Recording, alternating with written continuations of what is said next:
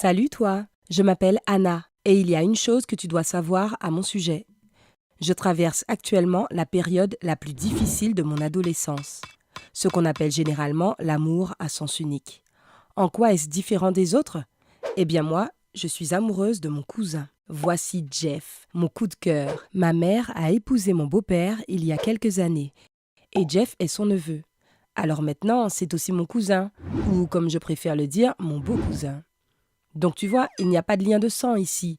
On pourrait même dire qu'il n'y a pas de problème. Mais si, il y en a. Tout d'abord, Jeff a 16 ans de plus que moi. Et je doute qu'il me considère comme une femme. Pour lui, je suis encore une enfant de 14 ans. Mais ce n'est pas le plus gros problème de la situation. Tout a commencé il y a 1 an. C'était le 50e anniversaire de mon beau-père et toute la famille était réunie pour cette célébration.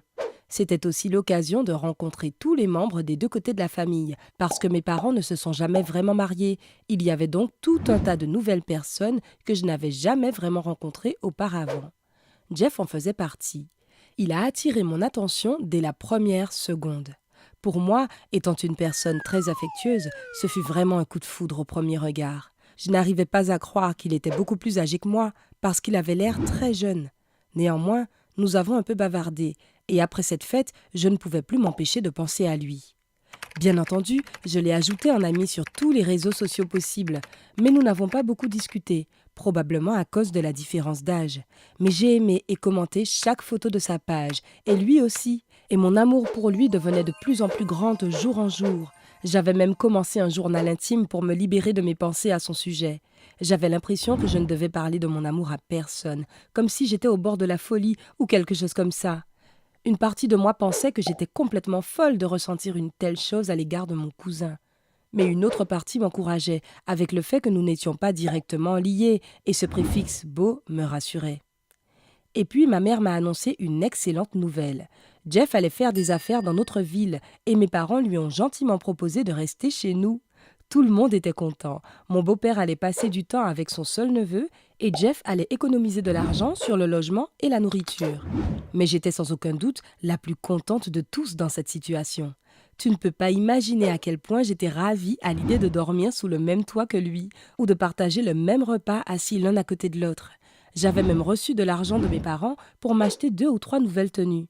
Je devais être parfaite pour lui, tu vois. Tout était parfait quand il est arrivé. Il avait l'air encore plus grand et plus beau qu'avant, et j'avais l'impression de me noyer dans des eaux profondes quand il nous parlait de son travail et de sa vie. Je me sentais pousser des ailes quand il était près de moi, mais j'étais aussi inquiète, car j'étais trop timide pour lui témoigner mon affection. Un jour, après le dîner, ma mère m'a demandé de débarrasser la table et de faire la vaisselle, et Jeff a soudainement proposé de m'aider. J'ai tout de suite pensé, est-il possible qu'il veuille être seul à seul avec moi? Soudain, je n'arrivais plus à respirer, et mon cœur a cessé de battre. Pendant que nous nous attelions à la tâche, il me posait des questions sur mon école, mes amis et mes intérêts, quand soudain, il m'a demandé si j'avais un petit ami. Mon estomac s'est retourné en 1 seconde, et j'ai failli faire tomber toute la vaisselle par terre. Je ne savais pas comment réagir à cette question, alors j'ai répondu non, bien entendu, puisque je n'avais pas de petit ami, mais mon visage a viré rouge vif. Quand Jeff est parti, j'étais à nouveau seule avec mon amour et mon journal. Je le remplissais de cœurs et de gribouillis autour de son nom quand j'ai entendu le téléphone sonner. J'ai vu que maman avait décroché et j'ai compris que c'était Jeff qui appelait. Je retenais mon souffle et commençais à écouter la conversation. Quand j'ai entendu maman raccrocher le téléphone, j'ai presque ressenti un besoin physique de savoir pourquoi il avait appelé. Je me suis précipitée vers ma mère et je l'ai trouvée aussitôt, racontant à mon beau-père que Jeff avait appelé pour dire qu'il allait se marier. J'avais l'impression que le monde entier venait de me tomber dessus. J'ai crié « Non !» comme si j'avais vu que quelqu'un allait se faire tuer. Cette réaction était trop forte, je le sais, mais je ne l'ai pas fait exprès. J'ai couru dans ma chambre et j'ai éclaté en sanglots. Je n'arrivais pas à croire qu'il allait épouser quelqu'un d'autre, et j'avais l'impression d'avoir été trahie, ou quelque chose comme ça. Plus tard, maman m'a dit qu'il fallait qu'on parle. Je n'étais pas d'humeur, mais elle a insisté. Elle a dit qu'elle et mon beau-père étaient conscients de mes sentiments envers Jeff. J'étais stupéfaite, parce que j'avais toujours pensé que je jouais bien la comédie. Mais maman a dit que même Jeff était au courant de mes sentiments, et cette information m'a presque anéantie. Je n'ai jamais pleuré aussi fort. Il s'est avéré que mon amour secret n'était pas un secret du tout. Et quand Jeff était ici, chez moi, il savait déjà ce que je ressentais pour lui, et ne disait rien. Il m'a même demandé si j'avais un petit ami. Comment a-t-il pu me faire ça?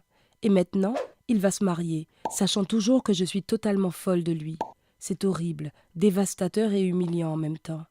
Qu'est-ce que je dois faire, les amis? Comment vais-je pouvoir survivre à tout ça et le regarder dans les yeux à nouveau? J'ai hâte d'entendre vos conseils dans les commentaires qui suivent cette vidéo. Et n'hésitez pas à vous abonner à cette chaîne.